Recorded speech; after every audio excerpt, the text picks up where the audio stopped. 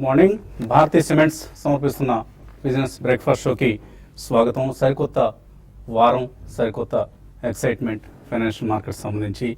I think మీ weekend చక్కగా గడిచి ఉంటుందని అనుకుంటున్నాను. మై వీకెండ్ వాజ్ ఎక్సలెంట్, చాలా చక్కగా సాగింది. Thanks to one good movie, Anasuya Ramalingam versus Anand Vihari. ఈ సినిమా నిజంగానే ఆహా అనిపించింది. త్రివిక్రమ్ శ్రీనివాస్ తెలుగులో మనకున్న వన్ ఆఫ్ ది బెస్ట్ డైరెక్టర్స్, వన్ ఆఫ్ ది బెస్ట్ అని నువ్వు గర్వంగా కూడా చెప్పుకోవచ్చు. అప్పుడప్పుడు ఆఫ్ కోర్స్ కాలేజా, సన్ ఆఫ్ సత్యమూర్తి లాంటి సినిమాలు తీసి నిరాశపరిచినప్పటికీ అతడు లాంటి సినిమాలు తీసి మనందరికీ ఎంటర్టైన్మెంట్ పంచే దర్శకుడు ఆయన. So very good family entertainer, కుటుంబ సమేతంగా వెళ్ళి ఎంజాయ్ చేయదగ్గ సినిమా నితిన్ రెడ్డి. సో ఈ సినిమా హీరో, ఈ కుర్ర హీరో సినిమాలు నేను థియేటర్కి వెళ్ళి ఎప్పుడు చూడలేదు. నిన్న ఫస్ట్ టైం వెళ్ళి చూశాను. సో చాలా ఇంప్రూవ్మెంట్ కనిపించింది. కోర్స్ ఇంకా ఇప్పటికి కూడా దీన్ని పెళ్ళిగా పిలుస్తున్నాడు. సో అటువంటి చిన్న చిన్న మైనర్ ఇంప్రూవ్మెంట్స్ చేసుకుంటే వన్ ఆఫ్ the promising heroes for the Telugu cinema industry. So చివరి 2 నిమిషాలు మాత్రం సినిమా ఫన్ మిస్ కావద్దు. తప్పనిసరిగా సినిమాకి వెళ్ళి చివరిలో హడావుడిగా లేచి వచ్చేస్తూ ఉంటాం మనం, టైటిల్సే కదా, ఇంకేముంటుందిలే, అయిపోయింది కదా అన్నట్లుగా. బట్ చివరి 2 నిమిషాల్లో రావు రమేష్ అనే ఆర్టిస్ట్ చాలా చక్కటి ఫనీ డైలాగ్స్ పలికి అందరిని ఎంటర్టైన్ చేస్తాడు. ఒక చిరునవ్వుతో సినిమా నుంచి బయటకు వస్తాం. And all in all good movie. Suryadevara, Radhakrishna. So ఇటువంటి చక్కటి అభిరుచి ఉన్న నిర్మాత దొరికారు ఈ సినిమాకి, త్రివిక్రమ్ శ్రీనివాస్కి. హీరోని ఎలివేట్ చేయాల్సిన పని లేదు. And story, of course story line పాతదే, కానీ దాన్ని ట్రీట్ చేసిన విధానం చాలా చక్కగా కుదిరింది. త్రివిక్రమ్ శ్రీనివాస్ మనసు పెట్టి సినిమా చేస్తే ఎటువంటి సినిమా ఆయన తీయగలరో మనకి ఈ సినిమాతో అర్థమవుతుంది. మనకు అభిరుచి ఉన్న నిర్మాతల అవసరం చాలా ఉంది. సో ఇండస్ట్రీకి ఇప్పుడు what we need is not heroes, heroines or comedians. We need good producers. ఇంతకుముందు ఏడిది నాగేశ్వరరావు, డి రామానాయుడు, రామోజీరావు, ఇటువంటి చక్కటి అభిరుచి ఉన్న నిర్మాతలు ఉండేవాళ్ళు. వాళ్ళు ఇప్పుడు కరువయ్యారు. సో మన దగ్గర ఇప్పుడు ఉన్నది ఎక్కువ మంది కమర్షియల్ ప్రొడ్యూసర్సే మిగిలారు. కోర్స్ అప్పుడప్పుడు శంభు ప్రసాద్ లాంటి వాళ్ళు బాహుబలి లాంటి సినిమా తీస్తున్నారు. కానీ వాళ్ళు ఎప్పుడో 2 ఏళ్లకు 3 ఏళ్లకు ఒక సినిమా తీస్తే మనకు సరిపోదు. మనకి వారం వారం ఒక కొత్త సినిమా కావాలి. సో దానికి ఫ్యాక్టరీస్ కావాలి. ఒక పెద్ద ఫ్యాక్టరీస్ లాంటివి పెట్టి సినిమాలు ప్రొడ్యూస్ చేసే కలేజా ఉన్న, దమ్మున్న ప్రొడ్యూసర్స్ కావాలి. అట్ ది సేమ్ టైం మంచి అభిరుచి కావాలి. సూర్యదేవర, రాధాకృష్ణ లాంటి వాళ్ళు. And thanks to finally పిడివి Prasad గారు, ఎగ్జిక్యూటివ్ ప్రొడ్యూసర్. ఆయన ఎంకరేజ్ చేయకపోతే ఈ సినిమాకి వెళ్ళేవాడిని కాదు. చక్కగా ఎంకరేజ్ చేసి వీకెండ్లో మంచి మూవీ చూపించారు. థ్యాంక్ యూ ప్రసాద్ గారు. ఇక మన సబ్జెక్ట్లోకి వస్తే, సినిమాలు వదిలేసి మన ఫైనాన్షియల్ మార్కెట్స్లోకి వస్తే, ఏషియన్ మార్కెట్స్లో ప్రస్తుతం ఒక mixed trend are rather week trend అనే చెప్పుకోవాలి. ఎందుకంటే ఒక స్ట్రైట్స్ టైమ్స్ మినహాయిస్తే మిగతా ఇండిసెస్ అన్నీ కూడా నష్టాల్లో ఉన్నాయి. ప్రధానంగా జపనీస్ ఇండెక్స్ నిక్కీ, ఎందుకంటే జపాన్ కరెన్సీ చాలా స్ట్రెంగ్త్ పుంజుకుంది, ఎందుకంటే డాలర్ వీక్ అయింది. సో యూఎస్లో ఫ్రైడే రోజు వెలువడిన జాబ్స్ డేటా చాలా నిరాశపరిచింది. ఇంత డిసప్పాయింటింగ్ డేటా వస్తుందని మార్కెట్ అసలు అంచనా వేయలేదు. మే నెలలో అమెరికాలో కేవలం 38,000 కొత్త ఉద్యోగాలు మాత్రమే పుట్టాయి. మార్కెట్ 165,000 జాబ్స్ క్రియేట్ అవుతాయని అనుకుంటే 38,000 ఉద్యోగాలు మాత్రమే పుట్టాయి. అంత ముందు నెలలో 121,000 ఉద్యోగాలు ఏప్రిల్లో క్రియేట్ అయితే 38,000 మాత్రమే మే నెలలో కొత్త ఉద్యోగాలు రావడం అనేది మార్కెట్స్ నిరాశపరిచింది. యూఎస్లో ఫ్రైడే మార్కెట్స్ నష్టాలతో ముగిశాయి. అఫ్కోర్స్ లోవర్ లెవెల్స్ నుంచి కోలుకున్నప్పటికీ కూడా నష్టాలతో ముగిశాయి. ఇదే పరిస్థితి యూరోప్లో కనిపించింది మనకు. యూరోప్ మార్కెట్స్ కూడా నష్టాలతో ముగిశాయి. So world's largest economy United states of America, అనుకున్న విధంగా ఎకానమీ అక్కడ అభివృద్ధి చెందడం లేదు అని మే నెల జాబ్స్ డేటా స్పష్టం చేసింది. ఇది ఒక రకంగా పాజిటివ్, ఒక రకంగా నెగిటివ్. యూఎస్లో largest economy of the world అనుకున్న విధంగా పెరగడం లేదనేది ఒక డిసప్పాయింటింగ్ ఫ్యాక్టర్ అయితే, వడ్డీ రేట్లు ఎప్పట్లో పెరగవు అన్నది మాత్రం మనలాంటి ఎమర్జింగ్ మార్కెట్స్కి మంచి పరిణామం. ఇప్పుడు అందరూ కూడా జూన్లో ఆర్ జూలైలో రేట్ హైక్ ఉంటుంది అని అనుకున్నారు. సో అది ఇప్పుడు 33% మాత్రం దానికి పాసిబిలిటీ ఉంది. సెప్టెంబర్లో పెరిగేందుకు 50% ఆర్ 54% ఉంటే డిసెంబర్లో పెరిగేందుకు 90% ఛాన్స్ ఉంది. సో డిసెంబర్ దాకా వడ్డీ రేట్ల పెంపు ఉండదా? ఈ అంశాన్ని ఇవాళ నైట్ జేనెట్ ఎలెన్ ఒక స్పీచ్ ఇవ్వబోతున్నారు. ఆ స్పీచ్లో మనకు వడ్డీ రేట్ల పెంపుకు సంబంధించిన అంశం వెల్లడవుతుంది. సో ఒకవేళ వడ్డీ రేట్ల పెంపు నిర్ణయం కనుక వాయిదా వేస్తున్నట్లు లేదా డిలే చేస్తున్నట్లు జేనెట్ ఎలెన్ కనుక స్పష్టం చేస్తే డెఫినెట్లీ మార్కెట్స్ కొద్దిగా ఊపందుకునే అవకాశం ఉంది. అలాగే కోర్స్ అన్నిటికంటే ప్రధానం ఇది గ్లోబల్ క్యూ అయితే లోకల్ క్యూ మన ఆర్బీఐ రిజర్వ్ బ్యాంక్ రేపు సమావేశమై ఎటువంటి కామెంటరీ ఇవ్వబోతుంది. వడ్డీ రేట్ల పెంపు అయితే, వడ్డీ రేట్ల తగ్గింపు అయితే ఉండదు అన్న అంశం ఎక్కువ మంది ఊహిస్తున్నారు. అలాగే కామెంటరీ మాత్రం ఎటువంటి కామెంటరీ వస్తుంది? బహుశా రఘురామ్ రాజన్కి ఇది లాస్ట్ పాలసీ మీట్ అవుతుందా, తర్వాత ఆయన టర్మ్ ఎక్స్టెన్షన్ వస్తుందా? ఎందుకంటే దేశవ్యాప్తంగా ఆయనకు ఒక చాలా చక్కటి మద్దతు ఉంది. కానీ ప్రధాని మోదీ ఎటువంటి నిర్ణయం తీసుకుంటారు, అలాగే రఘురామ్ రాజన్ ఎటువంటి నిర్ణయం తీసుకుంటారు, ఆయన కంటిన్యూ అవుతారు లేదా, ఇవన్నీ కూడా ఈ రేపటి పాలసీ మీట్ తర్వాత మనకు ఒక స్పష్టత వచ్చే అవకాశం ఉంది. ఈలోగా మార్కెట్స్ కొద్దిగా వీక్ అయితే మాత్రం మనం ఎప్పుడు అనుకున్నట్లే బై అండ్ డిక్లైన్స్, ప్రతి డిక్లైన్ ప్రతి డిప్ను కొనుక్కోవచ్చు. కోర్స్ గ్లోబల్ ఎకానమీ గ్రోత్ మనం అనుకున్నట్లుగా ముందుకు సాగడం లేదు కాబట్టి మేబీ కొద్దిగా ఎక్స్పోర్ట్ ఓరియంటెడ్ సెక్టర్స్ని అవాయిడ్ చేయండి. ఐటీ, ఫార్మా లాంటి వాటి మీద కొంచెం స్లోగా వెళ్ళొచ్చు. Or even auto ancillaries like Bharat forge లాంటి స్టాక్స్ కొనడానికి మనం కొద్దిగా సందేహించాలి, తటపటాయించాలి. బట్ డొమెస్టిక్ ఎకానమీని నమ్ముకున్న స్టాక్స్ లైక్ కన్సంప్షన్ స్టాక్స్ కావచ్చు, ఫైనాన్షియల్ సెక్టర్కి సంబంధించిన స్టాక్స్ కావచ్చు, కొనుక్కునేందుకు మనం లాస్ట్ వీక్ కూడా చూసాం. సెక్టర్ రొటేషన్లో ఎన్బిఎఫ్సిస్ చాలా చాలా స్ట్రాంగ్గా పెర్ఫామ్ చేశాయి. Like Bajaj finance, Chola investment, Cholamandalam finance, అలాగే శ్రీరామ్ ఫైనాన్స్, ఉజ్జీవన్ 20% పెరిగింది ఫ్రైడే రోజు, అలాగే ఎక్విటాస్. ఇటువంటి స్టాక్స్ అన్నీ కొనుక్కొని పోర్ట్ఫోలియోలో అట్టి పెట్టుకునేందుకు మంచి తరుణం ఇది. ఆర్ ఈవెన్ కొద్దిగా రిస్క్ చేయగలిగిన వాళ్ళు ప్రతి డిక్లైన్లో పిఎస్యూ బ్యాంక్ స్టాక్స్ని కూడా ధైర్యం ఉండాలి, చాలా చాలా సాహసం కావాలి. ఎందుకంటే నెక్స్ట్ 2-3 క్వార్టర్స్ కూడా పిఎస్యూ బ్యాంక్ సంబంధించి ఇంకా డిసప్పాయింటింగ్గానే ఉండే అవకాశం ఉంది. ఆ అంశాన్ని దృష్టిలో ఉంచుకొని బాగా పెర్ఫామ్ చేస్తున్న పిఎస్యూ బ్యాంక్ స్టాక్స్ను కొనుక్కునే ప్రయత్నం చేయొచ్చు. అండ్ ఎఫ్ఐ బిహేవియర్ ఒకసారి చూస్తే 1585 crores వర్త్ స్టాక్స్ని వాళ్ళు ఫ్రైడే రోజు కొన్నారు. ఇందులో ఆఫ్కోర్స్ ఐడియా సెల్యులర్ డీల్ ఒకటి ఉంది 1385 crores. అది మినహాయించినా కూడా ఇంకొక 200 crores పాజిటివ్ బయింగ్ కనిపిస్తుంది, నెట్ బయింగ్ కనిపిస్తుంది ఎఫ్ఐఎస్ నుంచి. So FIs are very hopeful about Indian stock market. But domestic investors మాత్రం ర్యాలీస్లో అమ్ముతున్నారు. ఈ అంశం కూడా మనం గమనించాలి. లాస్ట్ 3 సెషన్స్లో వాళ్ళు 1100 కోట్ల రూపాయలకు పైగా వర్త్ స్టాక్స్ను అమ్మడం జరిగింది. సో ఇటువంటి ఇన్స్టిట్యూషనల్ యాక్టివిటీస్ని కూడా మనం గమనిస్తూ ఇన్వెస్ట్మెంట్ డెసిషన్స్ తీసుకోవాలి. ప్రస్తుతానికి అయితే డాలర్ వీక్గా ఉంది, ఇది రూపీకి మంచి పరిణామం కావచ్చు. బట్ ఎక్స్పోర్టింగ్ సెక్టర్స్కి మళ్ళీ నెగిటివ్ కూడా అవుతుంది. సో ఇటువంటి అంశాలు మనం దృష్టిలో ఉంచుకోవాలి. ఇక అనలిస్ట్ మనతో సిద్ధంగా ఉన్నారు ఈ వారం ఎలా ఉండబోతుందన్న అంశాన్ని వివరించేందుకు. సో ఒక కీలకమైన వారం, చాలా ఇంపార్టెంట్ క్యూస్ మన ముందున్నాయి, గ్లోబల్ క్యూస్, అలాగే ఆర్బీఐ పాలసీ లాంటి డొమెస్టిక్ క్యూస్. ఓవైపు మాన్సూన్ సంతృప్తికరంగా ఉంటుందంటున్నారు. ఆల్రెడీ మనం ముంబైలో వర్షాలు పడుతున్నాయి, హైదరాబాద్లో కూడా మనం వర్షాలు చూస్తున్నాం. సో ఇటువంటి అంచనాలు ఆశలు ఉన్నాయి మార్కెట్స్లో. ఓవరాల్ సెంటిమెంట్ పాజిటివ్ గానే ఉందండి. అయితే రేపు ఆర్బీఐ మీటింగ్ లో కూడా ఇంట్రెస్ట్ రేట్ కట్టే ఉండదు అని చెప్పేసి ఆల్మోస్ట్ 100% పీపుల్ ఎక్స్పెక్ట్ చేస్తున్నారు. అది యాక్చువల్గా బెనిఫిట్ అనమాట. ఎందుకంటే ఎక్స్పెక్టేషన్స్ తక్కువ పెట్టుకొని మీటింగ్ లోకి వెళ్తే ఏంటంటే అక్కడ డిసప్పాయింట్మెంట్ అయ్యే ఛాన్సే ఉండదు. సో ఆ రకంగా చూసుకుంటే రేపు మీటింగ్ ఒక రకంగా పర్లేదు. అంటే రేపు ఏ మాత్రం కొద్దిగా ఆయన కొద్దిగా పాజిటివ్ సర్ప్రైజ్ ఉండొచ్చు. అంటే ఎటు ఎక్స్పెక్టేషన్స్ లేవు కాబట్టి ఉంటే వింటే పాజిటివ్ సర్ప్రైజ్ ఉండాలి. సో ఆ రకంగా చూసుకుంటే మార్కెట్ మంచి పొజిషన్ లో ఉందని చెప్పుకోవాలి.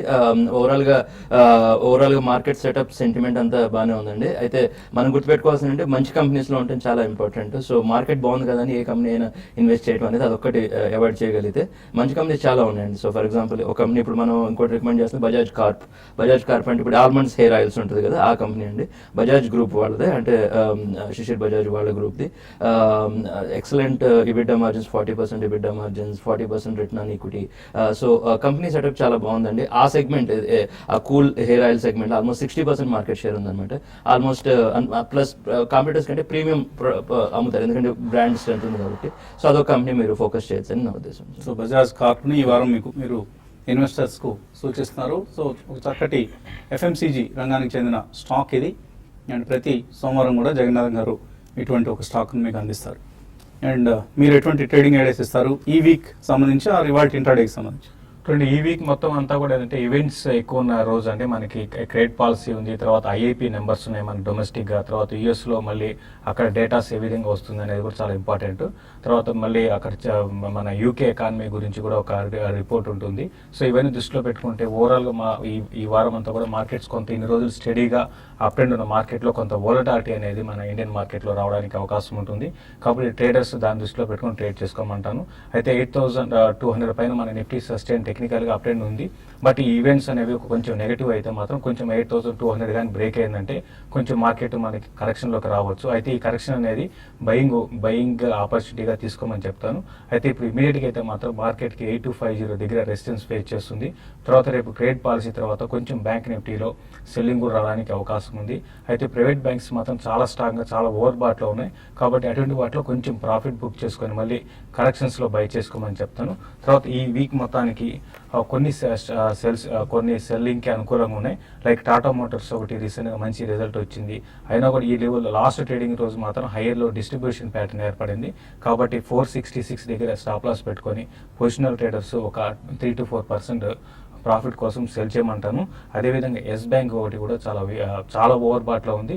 దీన్ని కూడా హయ్యర్ లెవెల్స్లో సెల్ చేసి ఇది కూడా ఒక 2 to 3% కోసం ప్రాఫిట్ బుక్ చేసుకోమంటాను.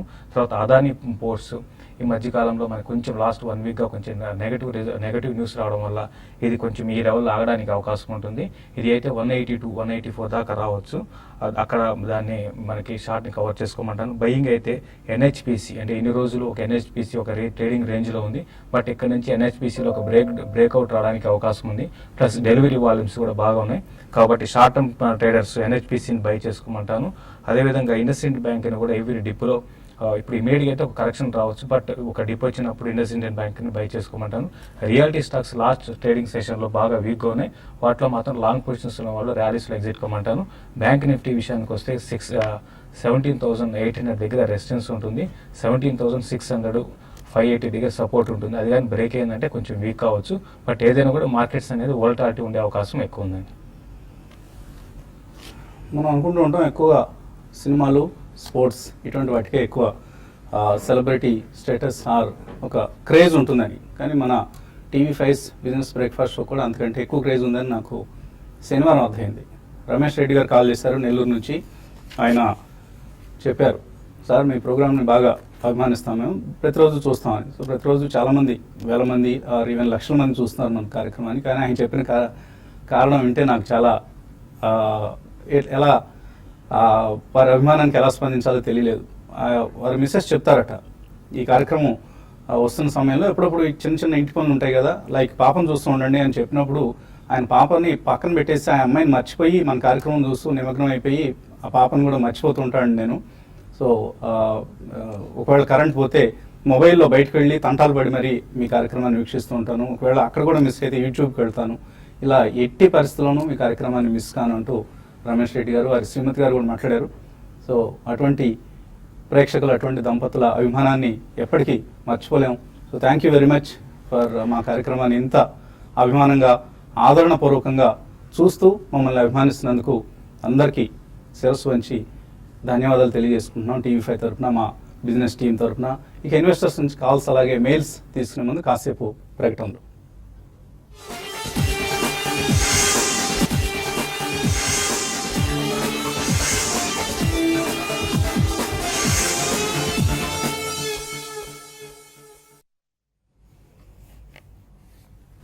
భారతీయ సిమెంట్స్ సమర్పిస్తున్న బిజినెస్ బ్రేక్ఫాస్ట్ షోకి తిరిగి స్వాగతం. 8251 దగ్గర 14 పాయింట్ల లాభంతో కనిపిస్తుంది SGX Nifty. Maybe slightly flat to positive opening కోసం మార్కెట్స్ సిద్ధమవుతున్నాయి. కాలర్స్ లైన్ ఉన్నారు. అద్దంకి నుంచి వెంకటేశ్వర్లు ఫస్ట్ కాలర్. హలో, నమస్తే వసంత్ గారు. నమస్తే అండి. జమ్మూ కాశ్మీర్ బ్యాంకు ఈ డేట్ లో కొనుక్కోవచ్చండి, ఫండమెంటల్స్ చాలా మంచి బ్యాంక్ అనేది. జమ్మూ అండ్ కాశ్మీర్ బ్యాంక్ ఇప్పుడు ఓవరాల్ గా బ్యాంకింగ్ సెక్టర్ మీద కొనాలా వద్దనేది ఫస్ట్ క్వశ్చన్ అండి. అది ఇప్పుడు ఏంటంటే మనం ఇంకొక 2-3 quarters అయినా పెయిన్ ఉంటుందని మన జనరల్ అంచనా అండి. సో అప్పుడే బ్యాంక్స్ మీద అంత అగ్రెసివ్గా వెళ్ళాల్సిన అవసరం లేదు. ఎస్పెషల్లీ అయితే అంటే వెళ్దాం అనుకున్నా కూడా కొద్దిగా quality of the banks important అండి. ఇండస్ఇండ్ బ్యాంక్ అని, ఎస్ బ్యాంక్ అని వీటిలో ఏంటంటే ప్రాబ్లమ్స్ తక్కువ ఉన్నాయి. అప్పుడు డిప్స్లో అవి కొనుక్కుంటే టెన్షన్ లేకుండా ఉంటుంది. సో లేదంటే మీరు SBI అంటే కొద్దిగా లాంగ్ టర్మ్ చూద్దాం అనుకుంటే SBI, ఎందుకంటే అది కూడా కొద్దిగా లోవర్ లెవెల్స్లో ఉంది కాబట్టి. సో ఇప్పుడే J&K బ్యాంక్ మీద అంత అగ్రెసివ్గా వద్దని నా సలహా అండి. సో ప్రస్తుతానికి అవాయిడ్ చేయమంటారు. ప్రస్తుతానికి తిరుపతి నుంచి శ్రీధర్ లైన్ ఉన్నారు. Hello. Hello, good morning sir. Vasant sir. Morning sir, నేను హరిత సీటింగ్, సోమని సిరామిక్స్ మంచి రిజల్ట్స్ పోస్ట్ చేసింది కదా, ఈ 2 షేర్లు బై చేయాలనుకుంటున్నాను. వెయిట్ చేయమంటారా, ఇప్పుడే కొనమంటారా? ఇంకోటి ఏమంటే మారథాన్ రియాలిటీ అది నిన్న CNBC TV 18 రికమెండ్ చేశారు. అది ఏ రేట్ లో కొనొచ్చు? ఈ 3 గురించి చెప్పండి సార్. సొమాని సెరామిక్స్ వచ్చేటప్పటికి అది చాలా మంచి కంపెనీ అండి. మనం ఎదురు కూడా చాలా సార్లు హోమ్ బిల్డింగ్ ప్రొడక్ట్స్ గురించి సలహా ఇచ్చున్నాము. ఎందుకంటే ఈ మధ్య బ్రాండెడ్ హోమ్ బిల్డింగ్ ప్రొడక్ట్స్ గురించి చాలా ఇంట్రెస్ట్ ఉంటుంది. సో ప్రతి లోవర్ లెవెల్స్ లో కొనమని చెప్తామండి. కంపెనీ కూడా ఎక్సలెంట్ రిజల్ట్స్ వచ్చింది, మీరు బాగా నోటీస్ చేశారు. ప్లస్ కంపెనీ QIP కూడా వచ్చిందండి, qualified institution placement. Extra fund కూడా రేజ్ చేశారు. దానివల్ల డెట్ బర్డెన్ కొంచెం ఉంది, అది కూడా వెళ్ళిపోతుందండి. సో సొమాని సెరామిక్స్ ప్రతి లోవర్ లెవెల్స్ లో కొనమని చెప్తాను. ఒకటండి, హరిత సీటింగ్ విషయానికి వస్తే మీరు అన్నట్టుగా హరిత సీటింగ్ కూడా మంచి రిజల్ట్ అనౌన్స్ చేస్తున్నారండి. అయితే కంపెనీ అనేది ఈ మధ్యకాలంలో 52 వీక్ నుంచి లో నుంచి చాలా హెవీగా పెరిగింది. అంటే ఈ విధంగా పెరిగినప్పుడు ఏంటంటే కొంచెం కరెక్షన్స్ అనేది మధ్య మధ్యలో ఉంటాయి. అందులో భాగంగా రీసెంట్ గా కొంచెం 620 లెవెల్స్ నుంచి 550 దాకా వచ్చిందండి. కొంచెం వెయిట్ చేయండి, ఈ లెవెల్ నుంచి కొంచెం వెయిట్ చేసి 520 ఆ లెవెల్కి వచ్చినప్పుడు పిక్ చేసుకోండి. లాంగ్ టర్మ్ కి మంచి బెట్టే అవుతుందండి. తర్వాత మారథాన్, అది కూడా మారథాన్ రియాలిటీ విషయానికి వస్తే ఇది కూడా చూస్తే ఇది కూడా చాలా ఈ మధ్య కాలంలోనే లాస్ట్ 1 month లోనే బాగా పెరిగిందండి. బట్ ఇటువంటి స్టాక్స్ మీకు కొంచెం జాగ్రత్తగా ఉండాలి. ఈవెన్ వాల్యూమ్స్ పరంగా కూడా ఓన్లీ BSEలో ఉంది. వాల్యూమ్స్ పరంగా ఒక రోజు ఎక్కువ జరగడం కూడా తక్కువ జరగడం ఉంటుంది. కాబట్టి ఇటువంటి స్టాక్లో మాత్రం జాగ్రత్తగా ఉండమని చెప్తానండి. సో రిజల్ట్ చూస్తే చాలా ఎరాటిక్గా ఉందండి. మారథాన్ నెక్స్ట్ జెన్ రియాలిటీ ఈ పేరుతో ఉంది కంపెనీ. సో చాలా ఎటువంటి క్రెడెన్షియల్స్ ఉన్నాయనేది మనకు తెలియదు. చిన్న company, Bombay based real estate company. And ఒక్కసారిగా ఎక్స్ట్రాడినరీ ఐటమ్స్ ఏవో కనిపిస్తున్నాయి వాళ్ళ బుక్లో. ఆధార్ ఇన్కమ్ కనిపిస్తుంది. సో వాటి ఆధారంగా ప్రాఫిట్స్ కనిపిస్తున్నాయి. But top line is almost negligible, 0. So ఇటువంటి కంపెనీస్ జోలికి వెళ్ళే కంటే కూడా కొంచెం ఫండమెంటలీ రియల్ ఎస్టేట్ సెక్టర్ ఇప్పుడు టర్న్ అరౌండ్ అవుతుంది అండ్ వర్స్ట్ అయిపోయింది. డెఫినెట్గా రియల్ ఎస్టేట్ సెక్టర్లో మంచి కంపెనీలు కొనుక్కోవడానికి అనువైన తరుణం ఇది. So but buy companies like fundamentally proven companies like Shobha కావచ్చు, ప్రెస్టీజ్ కావచ్చు, ఆర్ గాడ్రేజ్ ప్రాపర్టీస్, ఇటువంటి కంపెనీస్ అయితే, ఆర్ ఈవెన్ కొద్దిగా రిస్క్ తీసుకోగలిగితే ఇండియా బుల్స్ రియల్ ఎస్టేట్, ఇటువంటి కంపెనీస్లో ఇన్వెస్ట్ చేసే ప్రయత్నం చేయండి. అలాగే ఈమె తర్వాత కాలర్ లైన్లో ఉన్నారు. హలో సార్, నమస్కారం సార్. నమస్తే అండి, అడగండి. సార్ శేషు గారు sir question. Sir NBCC, MBL infra, INOX wind, NCC 4 నేను తీసుకున్నాను సార్. నేను శుక్రవారం రోజు. అది లాంగ్ టర్మ్ కి ఎలా ఉంటుంది సార్ 1 year కి? NBC చిన్నగా చెప్పండి. NBCC, MBL infra, MBL infra, NBCC sir. So Seshu గారు కన్ఫ్యూజ్ అవుతున్నారు. జగన్నాథ్ గారు ఈలోగా మీకు NBCC మంచి కంపెనీ అండి. మీరు తీసుకున్న కంపెనీస్ ఓవరాల్ గా డీసెంట్ సెలెక్షన్. అది NBCC ప్రతి లోవర్ లెవెల్స్ లో కొనమని చెప్తాను. ఇప్పుడు ఏంటంటే స్టాక్ స్ప్లిట్ కూడా అనౌన్స్ చేశారు. కాబట్టి ఏంటంటే ఇప్పుడు 1000 రూపీస్ రేంజ్ లో ఉన్న షేర్ మీకు తగ్గి మీకు ట్రేడ్ అయ్యే ఇది ఉంటుందండి నెక్స్ట్ 1 వీక్ ఆ టైంలో. సో NBCC హోల్డ్ చేయమని చెప్తాను. స్ప్లిట్ అయిన తర్వాత కొద్దిగా ఇమీడియట్ గా మీకు ఒక 5% కూడా ర్యాలీ కూడా రావచ్చు అండి దాంట్లో. ఐనాక్స్ విండ్ కూడా రెన్యూబుల్ ఎనర్జీలో మంచి నేమ్ అండి. రెన్యూబుల్ ఎనర్జీలో ఎవరికైనా ఇంట్రెస్ట్ ఉంటే ఐనాక్స్ విండే కొనమని చెప్తాను. చాలా మంది సుజలా ఎనర్జీ అంటుంటారు, కానీ దానికంటే కూడా క్రెడెన్షియల్స్ చూస్తే ఐనాక్స్ విండ్ బెటర్ అండి. MBL infra. MBL ఇన్ఫ్రా మాత్రం మీరు ప్రస్తుతం అయితే మీరు ఆల్రెడీ కొనాలనుకుంటే ఆల్రెడీ కొన్నారు కాబట్టి హోల్డ్ చేసుకోండి. ఈ స్టాక్ అయితే కొంచెం ఇమీడియట్ గా అయితే పెద్దగా పెరిగే అవకాశం లేదండి. ఆ 52 వీక్ లోకి టచ్ అవుతుంది. ఫండమెంటల్స్ కొంత వీక్ గా అయినాయి ఈ మధ్యకాలంలో. కాబట్టి బెటర్ ఏంటంటే దీన్ని ర్యాలీస్ లో ఎగ్జిట్ కమ్మని చెప్తానండి. అండ్ ఈమెయిల్ సందేహాలు అందాయి, చాలా అందాయి మనకు. కొన్నైనా రిప్లై ఇచ్చే ప్రయత్నం చేద్దాం. ASN రాజు అడుగుతున్నారు. మదర్సన్ సుమి తిరుపతి నుంచి అడుగుతున్నారు. ఈయన 280 రూపాయలు కొన్నారు. లాంగ్ టర్మ్కి ఎలా ఉంటుంది? అండ్ బాలా గారు ఎందుకు రావడం లేదు? బాలా గారు అందరికీ ఆల్రెడీ ఇప్పటికి చాలాసార్లు ఇన్ఫార్మ్ చేశామండి. ఆయన ప్రస్తుతం ఒక వెకేషన్లో ఉన్నారు. రాగానే మన కార్యక్రమానికి తిరిగి హాజరవుతారు.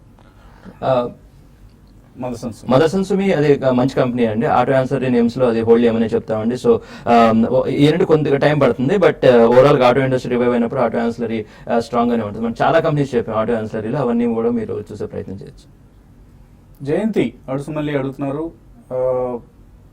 Small and mid cap companies 4-5 కావాలట. సో లాంగ్ టర్మ్ కోసం అది ఇవాళ మనం డిస్కస్ చేసిన బజాజ్ కార్ప్ ఒకటి చాలా స్ట్రాంగ్ ఉంది. గేట్వే డిస్ట్రిక్ట్ పార్క్స్ ఒకటి బాగుంది. కాక్స్ అండ్ కింగ్స్ ఏది టూరిజం స్పేస్ లో ఉంటుంది అది ఒకటి బాగుంది. లేదంటే సొమాని సెరామిక్స్ ఒకటి డిస్కస్ చేసాం, అది బాగుంది. ఉజ్జీవన్ ఈక్విటాస్ ఎప్పుడైనా డిప్స్ వస్తే అవి బాగున్నాయి. సో చాలా నేమ్స్ ఉన్నాయండి. మన ప్రోగ్రామ్స్ లోనే ఒక ప్రోగ్రామ్ 5 to 10 స్టాక్స్ డిస్కస్ చేస్తుంటాం. వాటన్నిటిని మీరు చూసి ఏ సెగ్మెంట్ మీకు ఇంట్రెస్ట్ ఉంటే వాటిలో తీసుకో. కొద్దిగా ఒక మన కార్యక్రమం చూడటానికి కూర్చునే ముందే ఒక చిన్న నోట్ ప్యాడ్తో కూర్చుంటే ఈ పేర్లన్నీ ఎప్పటికప్పుడు అనలిస్ట్ చెప్పే పేర్లని రికార్డ్ చేసుకొని రిజిస్టర్ చేసుకోవచ్చు. అండ్ తర్వాత తగ్గినప్పుడల్లా అటువంటి షేర్లో పొజిషన్స్ తీసుకుంటూ ఉండవచ్చు. గణపతి రావు 2 మంచి ఫైనాన్స్ కంపెనీ షేర్లు సజెస్ట్ చేయమంటున్నారు. ఫైనాన్స్ కంపెనీ వచ్చేప్పటికి ఇప్పుడు ఎన్బిఎఫ్సిస్ ఒకటి చాలా మంచి పేరు అండి. ఇప్పుడు for example home finance segment లో మనం ఎదురు కూడా చెప్పినట్టు రెప్కో హోమ్ ఫైనాన్స్ కానీ, ఎల్ఐసి హోమ్ ఫైనాన్స్ కానీ, క్యాన్ఫిన్ హోమ్స్ కానీ అవి చూడొచ్చండి. లేదంటే బ్యాంక్స్ లో తీసుకుందాం అనుకుంటే లోవర్ లెవెల్స్ లో ఎస్బీఐ అవి తీసుకోండి. లేదంటే ప్రైవేట్ సెక్టర్ బ్యాంక్స్ లో అయితే ఎస్ బ్యాంక్ అవి డిప్స్ లో ఉన్నప్పుడు కొనుక్కోవడం. అండ్ క్యాపిటల్ ఫస్ట్ మనం ఈ కార్యక్రమంలో బాలా గారు ప్రత్యేకించి పదే రికమెండేషన్ స్టాక్ ఈ మధ్య బాగా పెరిగిన స్టాక్ ఇది. అండ్ అన్ని ఫ్రంట్ లైన్ కంపెనీస్ తగ్గినప్పుడల్లా కొనుక్కోవచ్చు. Bajaj finance, Shriram transport finance, M&M finance, L&T finance, ఇలా మంచి మంచి కంపెనీస్ ఉన్నాయి మనకు. అదృష్టవశాత్తు బ్యాంకులు ఫేస్ చేస్తున్న ప్రాబ్లమ్స్లో 50% ప్రాబ్లమ్స్ మాత్రం ఈ సెక్టర్లో ఉన్న కంపెనీస్ ఫేస్ చేస్తున్నాయి. రాబోయే రోజుల్లో ఎన్బిఎఫ్సిల ఇన్వెస్టర్లకి పండగ సీజన్ కాబోతుంది. So don't miss out NBFCs అండి. నరేంద్ర కుమార్ అడుగుతున్నారు, ఐటీసీ కరెంట్ ప్రైస్లో లాంగ్ టర్మ్ కోసం కొనుక్కోవచ్చా? ఐటీసీ డెఫినెట్ గా మీరు లాంగ్ టర్మ్ కోసం కొనుక్కోవచ్చు అండి. రీసెంట్ గా రిజల్ట్ కూడా చాలా రోజుల తర్వాత మంచి క్వార్టర్ రిజల్ట్ కూడా అనౌన్స్ చేశారు. అయితే మీరు ఇమీడియట్ గా కాకుండా ఒక 1 or 2 డిప్స్ లో మీరు బై చేసుకోమని చెప్తానండి. దుర్గా ప్రసాద్, డిష్మన్ ఫార్మా 380లో, ఐటీసీ 360. కోర్స్ మనం చెప్పాము ఇప్పుడు. ఎన్సీసీ 80 రూపీస్, అదాని ఎంటర్ప్రైజెస్ ఇవన్నీ ఉన్నాయి, హోల్డ్ చేయొచ్చా? ఎన్సీసీ అదాని ఓకేనండి. అంటే సెగ్మెంట్ లో మంచి కంపెనీస్, ఓన్లీ దగ్గర డెట్ రిలేటెడ్ బర్డెన్ కొంచెం ఉంటుంది. ఎన్సీసీ మనం పాజిటివ్ గానే వ్యూ ఇస్తున్నాం అండి. లోవర్ లెవెల్స్ లో కూడా హోల్డ్ చేయమని చెప్తాను. అయితే డెట్ ఉన్న సెగ్మెంట్ లో కొద్దిగా కొద్దిగా అవాయిడ్ చేయండి. ఎందుకంటే చాలా ఆపర్చునిటీస్ ఉన్నాయి మీ దగ్గర. సో కొద్దిగా అదాని ఏంటంటే కొంచెం వాలటిలిటీ ఎక్కువ ఉండే సెగ్మెంట్ అండి. డిష్మెన్ ఫార్మా అయితే ఇంతకు ముందులాగా పర్ఫార్మ్ చేసే అవకాశం లేదండి. ఇది కొంచెం డౌన్ ట్రెండ్ లో ఉంది. ఈ డౌన్ ట్రెండ్ కొనసాగవచ్చు. కాబట్టి దీన్ని మీరు షార్ట్ టర్మ్ కి అయితే మాత్రం ర్యాలీస్ లో ఎగ్జిట్ కాదు. And Natco, you can in fact switch from Dishman to Natco. Natco మనం పదే రికమెండ్ చేసాం. జగన్నాథన్ గారు కూడా ఎన్నోసార్లు చెప్పడం జరిగింది, నేను కూడా ఎన్నోసార్లు ఈ వేదిక నుంచి చెప్పడం జరిగింది. Natco pharma has given fantastic returns in the last 15 days, just 15 daysలోనే. సో ఇదేదో 15 days 1 month స్టోరీ కాదు, it's a long term story. Pharma స్టోరీలో వన్ ఆఫ్ ది స్ట్రాంగ్ స్టోరీస్గా మనం నాట్కోని చెప్పుకోవచ్చు. ప్రభాకర్, బీటీఎస్ బెంగళూరు నుంచి, DLF, JP infra, Unitech, bank of Maharashtra, IDBI bank, Biocon, ఇదంతా ఆయన పోర్ట్ఫోలియో. హోల్డ్ చేయొచ్చు ఇవన్నీ. ఫస్ట్ చెప్పిన 3-4 నేమ్స్ అయితే క్లియర్ అవాయిడ్ అండి. ఫర్ ఎగ్జాంపుల్ డిఎల్ఎఫ్ అయినా, జేపీ అయినా ఈ డెట్ సెగ్మెంట్ లోకి వెళ్ళదండి. చాలా ఆపర్చునిటీస్ ఇండియాకి బెస్ట్ ఏంటంటే మనకి అట్లీస్ట్ 500 కంపెనీస్ ఉన్నాయి. అది మన డెట్ లేక వెళ్లకుండా ఉండే కంపెనీస్. ఇప్పుడు మిగిలిన ఇండోనేషియా చూసుకున్నప్పుడు అక్కడ కంపెనీస్ తక్కువ ఉంటాయి. మనకి అవకాశం ఉన్న దాన్ని వాడుకోండి. మిగిలిన చెప్పిన ఐడిబిఐ బ్యాంక్ అయితే ఇప్పుడు ఏంటంటే ఇప్పుడు గవర్నమెంట్ పిఎస్యూ నుంచి ప్రైవేట్ సెక్టర్ మార్చే ప్రయత్నం ఉంది. కాబట్టి అదొకటి రివైవల్ స్టోరీ అవచ్చు, అది హోల్డ్ చేయమని చెప్తాను. ఇంకా ఐడిబిఐ అండ్ బయోకాన్ అవి హోల్డ్ చేయండి, మిగతా అవాయిడ్ చేయడం పెట్టండి. బయటకు వచ్చేయడం మంచిది. ఇంకా బెటర్ స్టాక్స్లో ఎంటర్ అయ్యేందుకు ప్రయత్నం చేయండి. ఎల్ సూర్యనారాయణ, ఏషియన్ పెయింట్స్ 10,000 రూపాయల పైన కొన్నారు, హోల్డ్ చేయొచ్చా? ఏషియన్ పెయింట్స్ విషయానికి వస్తే రీసెంట్ గా రిజల్ట్ ఓకే చెప్పొచ్చండి. అయితే సిఎల్ఎస్ఏ డౌన్ గ్రేడ్ చేయడం వల్ల ఏంటంటే స్టాక్ లో ఈ లెవెల్లో కొంత సెల్లింగ్ అనేది రావచ్చు. అయితే లాస్ట్ 1 month గా 10% దాకా పెరిగిందండి. కాబట్టి మీరు షార్ట్ టర్మ్ ట్రేడర్ అయితే మాత్రం కరెంట్ లెవెల్స్ లో మీరు ర్యాలీస్ లో ఎగ్జిట్ కమ్మంటారు. ఇన్వెస్ట్మెంట్ కి అయితే డెఫినెట్ గా హోల్డ్ చేయండి. ఇంకా చాలా మెయిల్స్ మిగిలిపోయాయి, కానీ సమయం కూడా మనకు సరిపోవడం లేదు, చదవలేకపోతున్నాం. మధ్యాహ్నం స్మార్ట్ ఇన్వెస్టర్లో మళ్ళీ కలుద్దాం.